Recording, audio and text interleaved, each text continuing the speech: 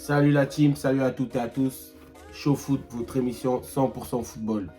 Aujourd'hui, on vous parle de Ligue des Champions, demi-finale. On va revenir sur les demi-finales aller de cette Ligue des Champions. Mais avant toute chose, je dis bonjour à mon acolyte, comme d'habitude. Chris, c'est comment mon gars? À l'aise, tranquille. Hein. On a bossé, on va voir ce que ça va donner. On boit un café et un millefeuille. On va voir ce que ça donne, on a bossé. Bon, on rentre dans le vif du sujet tout de suite.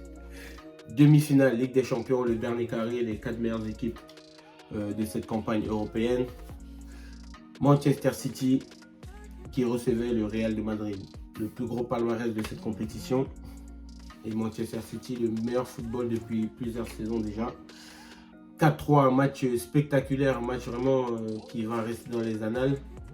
On a vraiment eu du plaisir à suivre cette rencontre qui se solde par une victoire de City, des Citizens, sur un score de 4-3. Ouverture du score de Kevin De Bruyne. 2-0, Gabriel Jesus, Jesus comme on dit. Benzema qui réduit le score à 2-1 à 33e. Phil Foden qui redonne l'avantage à son équipe 3-1.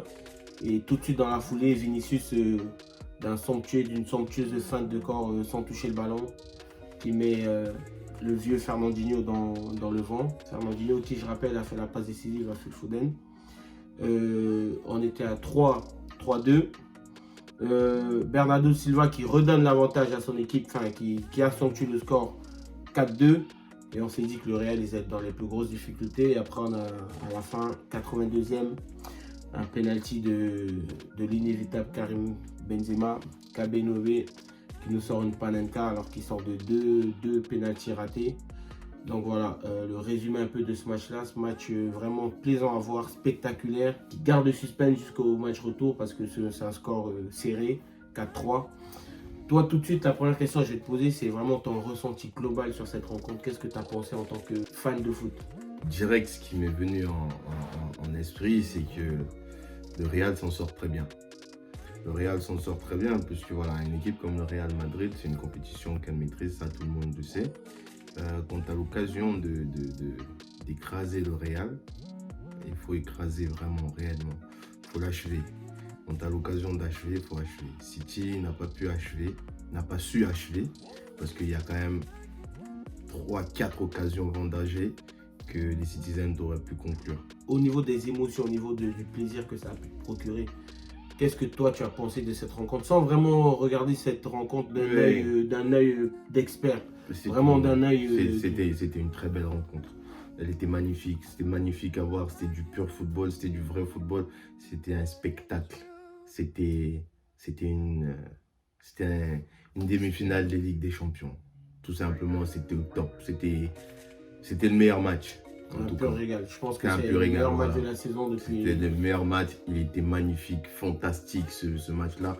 On a vu de tout ce qu'il fallait voir, que ce soit défensivement, offensivement, les points forts, les points faibles.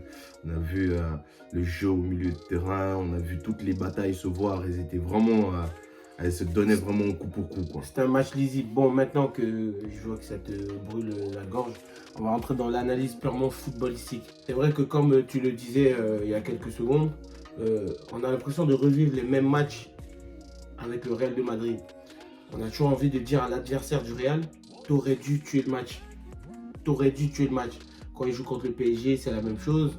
L'adversaire du match suivant, c'était Chelsea, c'était la même chose.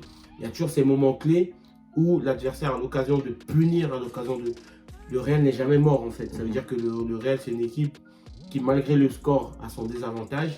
Tu as l'impression qu'ils ne vivent pas ce moment comme un moment dramatique, comme une défaite ou quoi que ce soit. Et j'ai eu l'impression à la fin de ce match, je ne sais pas si tu as le même ressenti, que le Real à 4-3 était content. Pourquoi? Parce qu'avec la prestation qu'ils ont fournie, ils s'imaginaient 2-3 buts d'écart. Par rapport à cette physionomie, qu'est-ce que toi tu as pensé? Est-ce que City va aborder le match retour avec des regrets, avec le frein à main? Ils ne vont pas savoir s'il faut attaquer à fond ou s'il faut descendre. C'est peut-être le moment où le Real de Madrid est le plus dangereux, quand il laisse l'adversaire dans l'incertitude de est-ce qu'on doit défendre, est-ce qu'on doit attaquer, est-ce qu'on recule, est-ce qu'on avance. toi, par rapport à l'expérience des huitièmes de finale, des quarts de finale, qu'est-ce que tu as pu en tirer comme leçon par rapport au Real de Madrid? Bah, déjà, comme je l'ai dit tout à l'heure, c'est que voilà, quand tu as l'occasion de finir avec le Real, il faut finir. Parce que derrière, ça peut partir dans une autre tournure. Parce que voilà, en interview, Karim Benzema a manifesté un détail très important qui était le mental. Que l'équipe du Real Madrid, au niveau mental, était stratosphérique. Et ça résume tout. Ça résume tout, que ce soit les huitièmes, les quarts et même ces demi-matchs allés. Et pour le coup, là aussi, on voit quand même à la fin du match, le Real était très très satisfait de ce score, de cette rencontre. Et derrière, on avait une équipe de City qui était pas déçue, mais un peu dubitatif dans le style où ils disaient ouais, on aurait dû. Un poil fébrile. Exactement.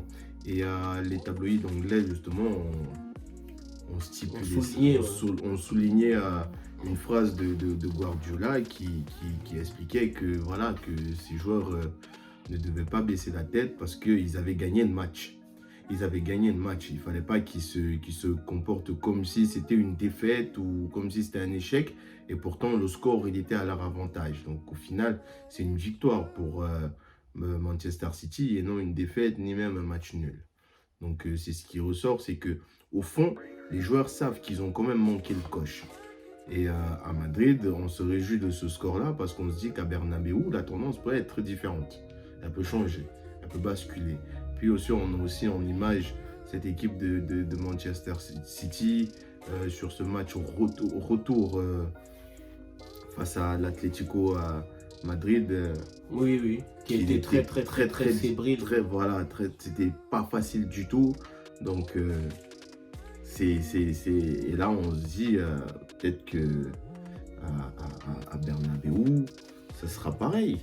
C'est vrai ce que tu dis parce que j'ai l'impression qu'on a l'image du match retour au Wanda Metropolitano où l'Atlético est éliminé, mais l'Atlético fête l'élimination comme si elle était victorieuse et City ne savoure pas sa victoire. Et j'ai eu l'impression que c'était exactement la même chose sur ce match aller et qu'au retour, les choses peuvent vite tourner à leur défaveur. Pourquoi je dis ça? Parce que tu as l'impression que dans l'effectif du Real de Madrid, il y a des joueurs qui ont tout gagné.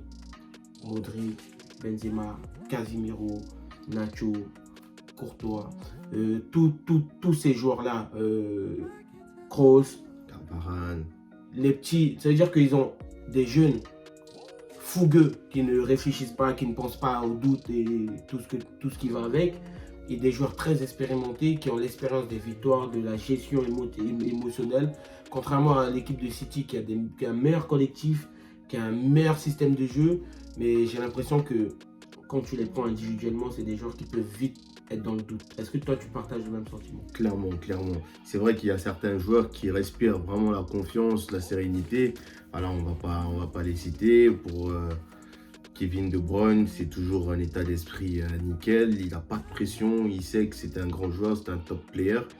Par contre, pour d'autres, on a des tendances faibles. On a Laporte, on a des Mahrez, on a des Foden, on a des exactement. Jesus qui doute beaucoup.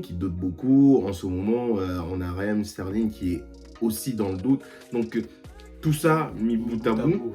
Donc, ça nous emmène dans une équipe qui est majoritairement en manque qui est en doute, on va dire, à certains moments. C'est pas un doute sur les capacités footballistique, mais je pense que c'est plus sur le côté mental, à se dire que oui, nous sommes capables d'aller jusqu'au bout. Il faut dire aussi que City, ça fait plusieurs saisons qu'ils essayent de l'attraper, cette coupe aux grandes oreilles, et qu'ils n'y arrivent pas.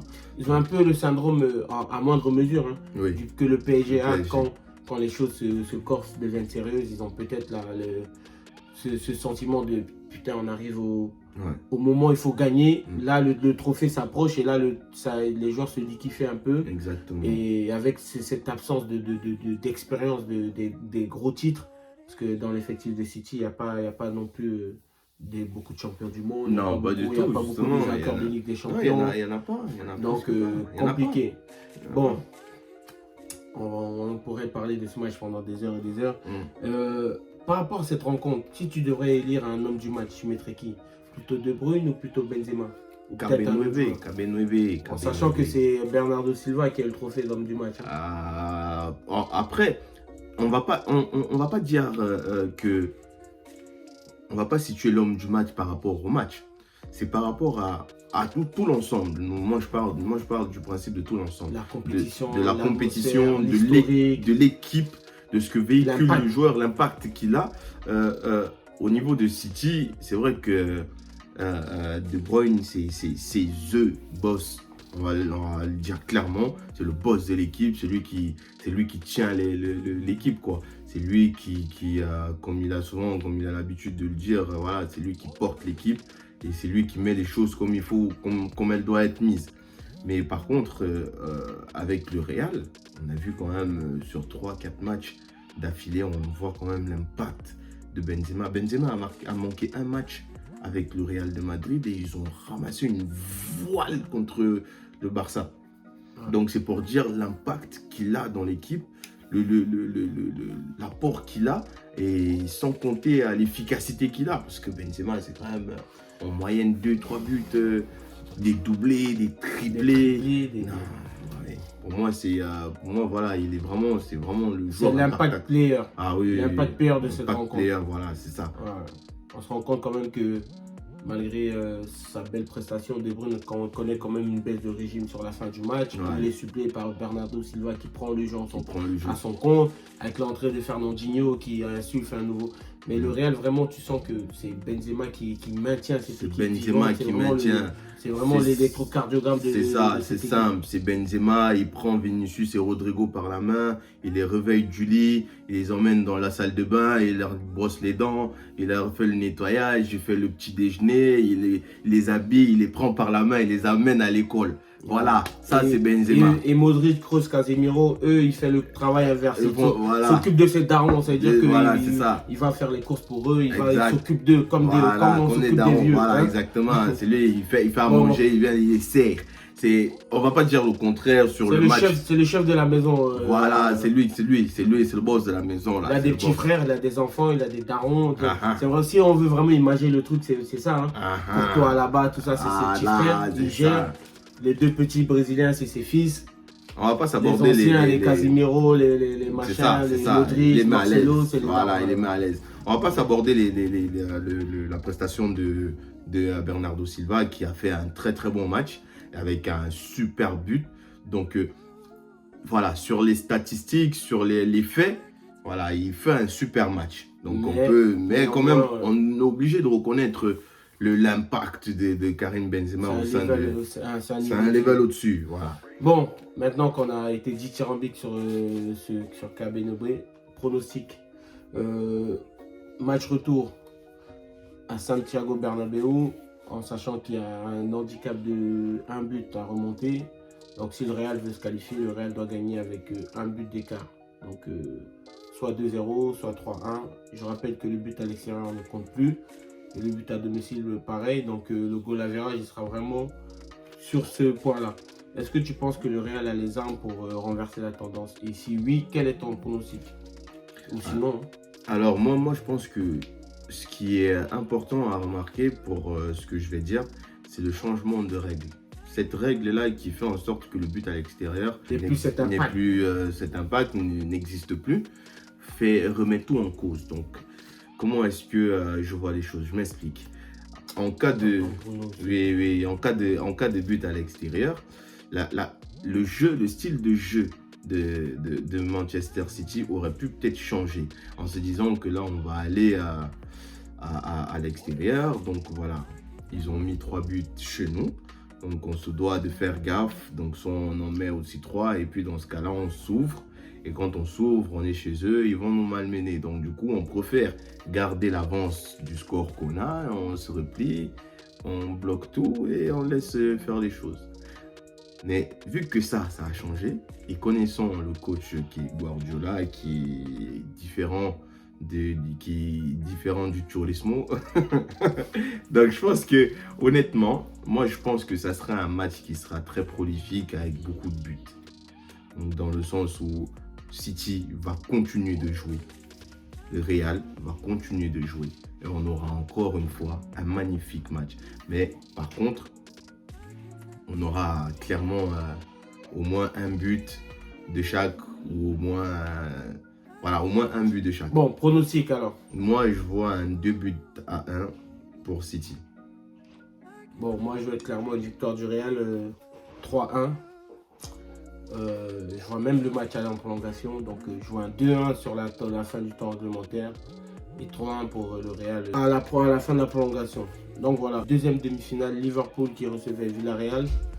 Liverpool sur ce match qui maîtrise. Première mi-temps fermée, mais Liverpool qui domine. Villarreal qui joue vraiment dans son camp. Ouverture du score CSC de Estupiñán sur un centre de Trent, je crois, Alexandre Arnold, qui est contré par le pied du défenseur. Et Sadio Mané qui délivre son équipe 2 minutes après, donc sur une super passe de Mo Salah, une fois n'est pas coutume. Donc voilà, victoire match aller, 2-0 pour Liverpool, tout en maîtrise. Liverpool qui a vraiment respecté l'adversaire, qui a su jouer à son niveau, et une victoire un peu plus méritée. Hein. Qu'est-ce que toi tu as pensé de cette rencontre? Sadio Mané. Non, Sadio Mané, ballon d'or, frère. Moi, je l'ai dit ici. Tu as dit Benzema il y a 2 minutes. Et Benzema, ballon d'or. Sadio Mané, ballon d'or. Voilà, comme ça, au moins, c'est fait. Ce qui est sûr, c'est que ça sera au moins un des deux. Parce que les deux méritent. Sadio Mané, clairement. Avant, on avait ce problème entre Sadio Mané et Mohamed Salah. On se disait qu'il y avait peut-être une friction entre les deux. On était tous à côté de la plaque. Il n'y avait pas de friction en fait. La seule chose, c'était juste la distance de jeu qui séparait les deux joueurs. Parce que tous les deux étaient dans les extrémités.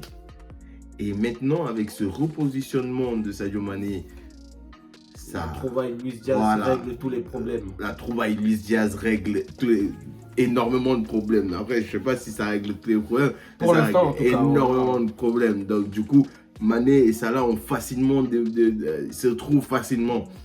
Et Mané, il score. Mané, il marque des buts.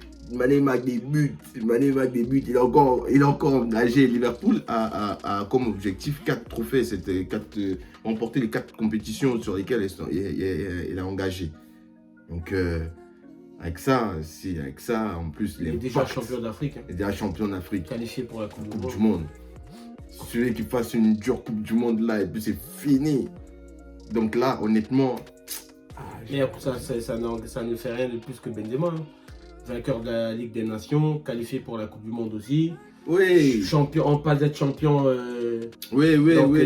Bref, après, la Ligue des Champions, c'est ça qui va déterminer tout ça, quoi. C'est ça qui va déterminer. C'est un autre débat. En tout cas, voilà. Pour faire simple, alors, moi, ce que je peux dire, en fait, c'est vrai que la hiérarchie a été respectée, mais voilà, je suis un peu... je reste sur ma faim quand même sur cette équipe de Villarreal parce qu'elle nous a proposé quand même de belles choses sur les tours précédents que je m'attendais à mieux.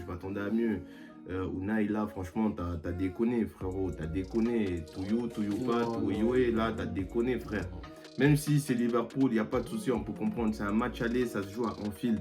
C'est le meilleur moyen de commencer à mettre de la pression. C'est pas quand tu seras chez toi, parce que chez toi, ils vont t'appuyer. C'est là, il faut être audacieux. Tu es chez eux, tu n'as rien à perdre, ça ne sert à rien. Il n'y a plus les buts à l'extérieur, ça ne compte plus. Alors, libère les joueurs, laisse-les s'exprimer. Et va pas mettre Je ne suis pas d'accord avec toi. Villarreal a tiré une fois dans les gars. Villarreal a tiré une fois. Un seul tir, c'était un tir de Boulaye Dia. Et encore, il était hors jeu sur l'action. En face, Liverpool a tiré 20 fois. Après, moi je suis pas d'accord. Pourquoi? Parce que ça reste une demi-finale de Ligue des Champions. Il faut quand même être lucide sur les capacités. Quand il y a Coquelin, il y a Capou, il y a tous ces joueurs-là. En face, c'est du très très haut niveau. Est-ce que Unai avait des intentions de jeu? Je pense. Est-ce qu'il a réussi à mettre à mal cette équipe de Liverpool? Non. Avec des Raoul Albiol, Parejo, tout ça, c'est des bons joueurs de football. Mais à ce niveau-là, l'intensité est trop élevée pour cette équipe de Villarreal. Sur ce match, moi, j'ai vu clairement que l'équipe de Villarreal essayait de jouer. Surtout qu'ils ont un jeu qui est basé sur le foot. Ça joue. C'est pas une équipe athlétique, c'est pas une équipe qui va venir mettre des coups. pour produire son football, il faut que l'adversaire en face puisse te laisser l'opportunité de le faire. Et je trouve que les joueurs de Liverpool ont su étouffer. Ils ont su étouffer cette équipe de Villarreal. Pourquoi? Parce que Mané, Luis Diaz, Salah, ils faisaient un pressing avec les latéraux qui jouaient vraiment très haut. Fabinho, Thiago Alcantara, Henderson. Donc ils étaient vraiment asphyxiés. Je ne pense pas qu'ils ont joué dans leur surface pour.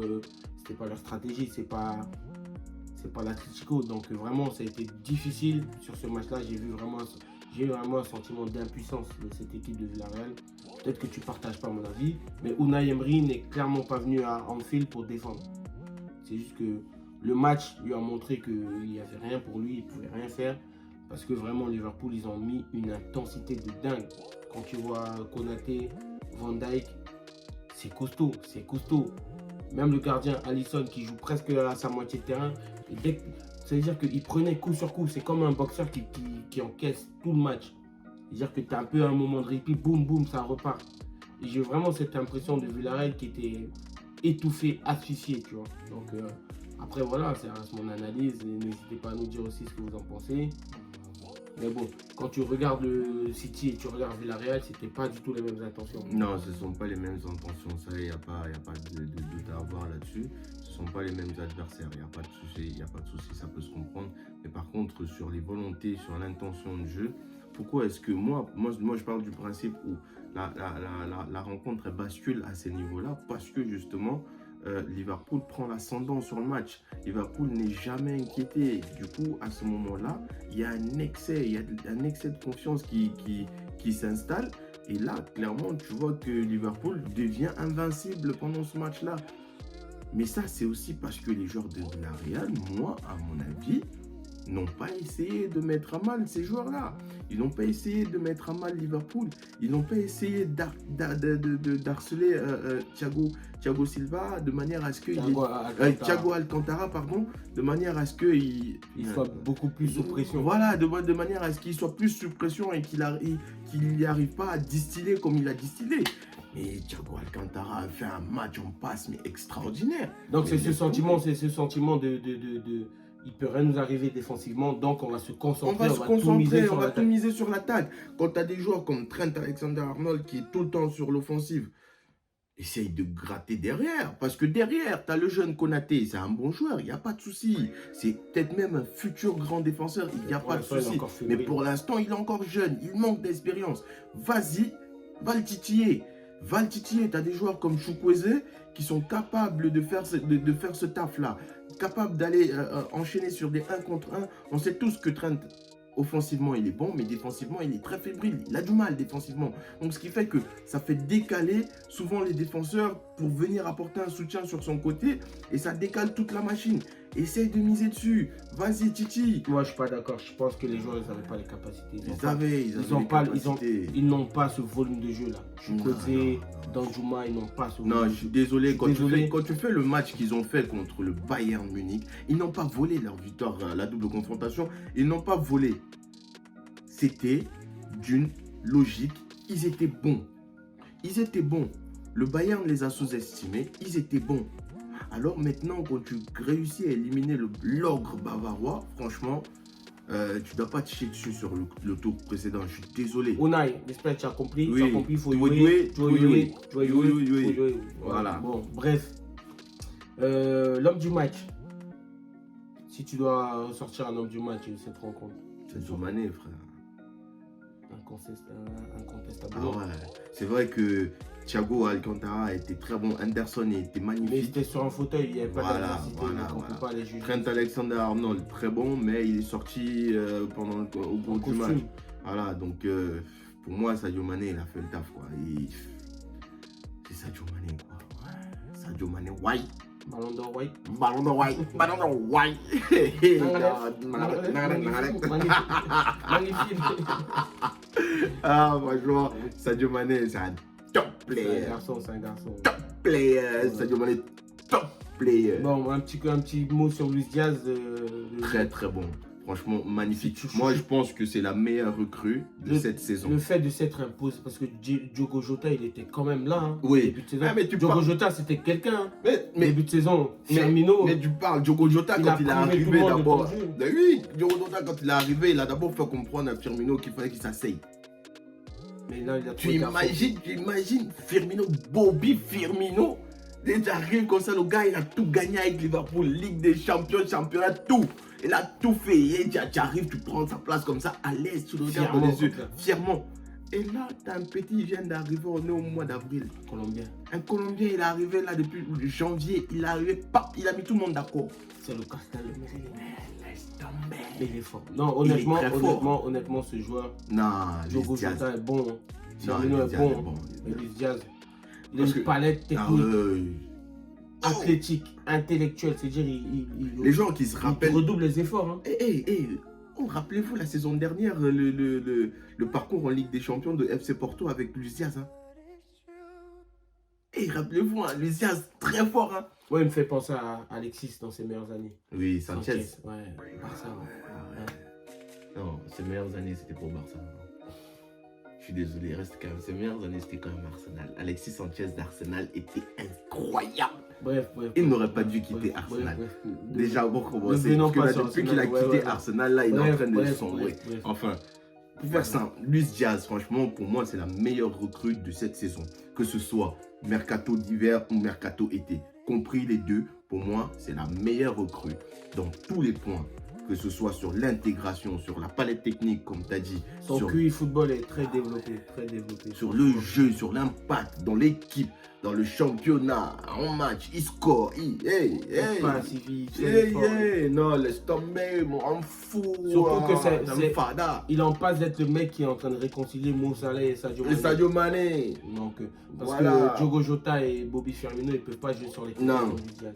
Non. Ils peuvent pas. Non, ils peuvent pas jouer Luis sur Diaz, le côté comme Luis lui. Diaz, en fait, c'est le seul joueur avec Salah et Mané qui peut, dans leur système, prendre la place de tout le monde. Mo Salah, ils peuvent permuter les trois les yeux fermés. Sauf que quand tu as Bobby Firmino et Diogo Jota, quand il faut aller à gauche ou à droite s'excentrer, c'est plus compliqué C'est plus parce que la compliqué. qualité d'élimination du 1 contre 1 est délicate. Ouais. Donc forcément, ça bride un peu Mo Salah, ça bride un peu Sadio Mané. Pourquoi? Parce que quand ils se retrouvent axial, ils savent que l'autre ne peut pas prendre la place. Et Luis Diaz, il règle tous ses problèmes sur le plan tactique. C'est pour ça que, Ouais, ça c'est fuse. pour ça que le coach Jürgen Klopp, il s'appuie énormément sur Luis Diaz. Tu te rends compte que depuis qu'il arrive au club, il a quasiment été titulaire à tous les matchs. Ah, Donc ouais, c'est ça. c'est énorme. Enfin bref, le football, on aime tellement le foot Ah, qu'on pourrait ouais. parler de ça pendant des heures et des heures. On va aller sur les pronostics du match retour. Prono match retour. Sadio Mané. À Villarreal, hein, Putain. sous-marin jaune. Man, jaune est tombé dans la sauce.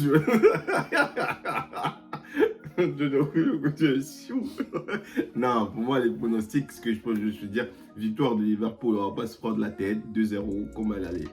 Enfin, en ce moment, Liverpool, il donne que les deux. 2 Everton, 2 Villarreal, 2 encore. Bon, moi je dirais 2-1 pour Liverpool.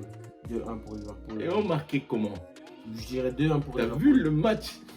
T'as vu le match qu'ils ont fait là quand attends, Je vois quand même un 2-1 pour Liverpool. en non tout mais cas. t'as vu le match, les gars, ils étaient tous chez eux. Lo Celso, le créateur même, il était là devant la défense. Frustré comme ça. Non mais attends, match de frustration. laisse tomber. En tout cas, la team, merci. On vous remercie encore une fois de nous avoir suivis. N'hésitez pas à vous abonner, partager, activer la cloche de notification. Parlez-en autour de vous. Et on va bosser. Hein. On va bosser. Rendez-vous la semaine prochaine pour le verdict final. Hein. Yep. Le verdict final. Et puis on va voir ce que ça va donner. Mon gars, Ouais. comme d'habitude, tu as travaillé. Au Merci. calme. Unai, il faut te gérer, s'il te plaît. Parce que Faut toi, jouer, tu faut veux jouer, jouer, faut marquer, faut gagner, voilà. voilà. La vie de ma mère. En tout cas. On parle du titre du PSG ou pas? Non, Non. En tout cas, merci la team. Oh, Merci d'avoir été. putain, t'es un gamin. En plus, c'était Ciao, la un team. type qui devait se facile, qui Allez, devait allez, se allez, fêter tout le 10e et tout ça. Mais